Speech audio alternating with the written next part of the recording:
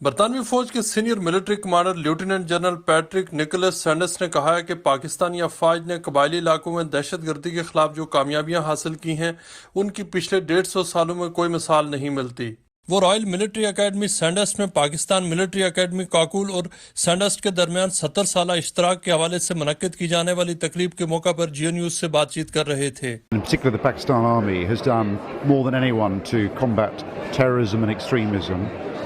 And the success that they've had in North Waziristan recently, but across the Fatah, has been extraordinary. It's the most successful operation in that area for over 150 years. We play our part in that as partners, trying to support the Pakistan Army, but the relationship is very close and the role that they play is very important for the region. اس تقریب میں شرکت کرنے کے لیے پاکستان سے خاص طور پر جی او سی 10th division major general محمد عامر آئے تھے۔ انہوں نے حاضرین کو پاکستان کو درپیش اندرونی اور بیرونی خطرات سے آگاہ کیا۔ ان کا کہنا تھا کہ پاکستان کے سول اور عسکری ادارے مل کر آپریشن رد الفساد کی کامیابی کے لیے کام کر رہے ہیں۔ ہائی کمشنر سید ابن عباس، بیسٹ وے گروپ کے ضمیر چودھری اور سید قمر رضا نے سینڈرس اور کاکول کے درمیان دوستی کی تعریف کی اور برٹش پاکستانی کمیونٹی کو تلقین کی کہ وہ برٹش ملٹری سروسز کو جوائن کریں، جہاں پہ نہ صرف دو ملٹریز کو قریب لانے کا موقع ملا ہے بلکہ پاکستان کی جو ہماری جو بے بہا قربانیاں ہیں ٹیررزم اور ایکسٹریمزم کے خلاف، اس کو بھی اجاگر کرنے کا ہمیں موقع ملا۔ اسپیشلی آج کل جب law and order and terrorism globally پھیل رہی ہے تو یہ ملٹریز دونوں فوجوں کا اور ملٹری لیول پہ انٹریکشن، کوپریشن کہ یہ مینس کو کیسے ہم نے ڈیفیٹ کرنا ہے، میرے خیال میں بہت ہی ضروری ہے۔ اور یہ event I think very well organised, اور I think both the militaries are taking this issue seriously.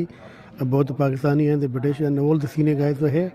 So I think it's very important, and I think we should all contribute in terms of the community کو بھی اپنا ہاتھ بٹانا چاہیے، اور میرے خیال میں جو نوجوان ہیں ان کو ملٹری سروس UK کی ملٹری کو جوائن کرنا چاہیے۔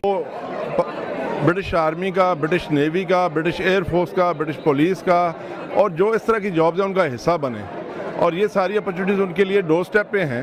اور میں کہوں گا کہ وہ چونکہ اب یہاں پر اکنامیکل امیگرنٹ نہیں رہے، ہم اس ملک کے رہنے والے ہیں، ہم اس ملک میں پرماننٹ ہیں، تو میں سمجھتا ہوں ہمیں اس ملک کی اسٹیبلشمنٹ میں جانا کہ یہ ان ریلیشن شپ کو اسٹیبلش کرنے کے لیے یہ بہت اچھا ایک قدم ہے۔ اس تقریب کا انعقاد world Congress of overseas Pakistanis نے کیا تھا اور برطانیہ کے مختلف حصوں سے نامور پاکستانیوں نے شرکت کی۔ پاکستان اور برطانیہ کے درمیان بڑھتے ہوئے عسکری تعلقات دونوں ممالک کے لیے فائدہ مند ہیں، اور اس سے جدید تقاضوں کے مطابق ملٹری لیڈرشپ کے فروغ میں بھی مدد مل رہی ہے۔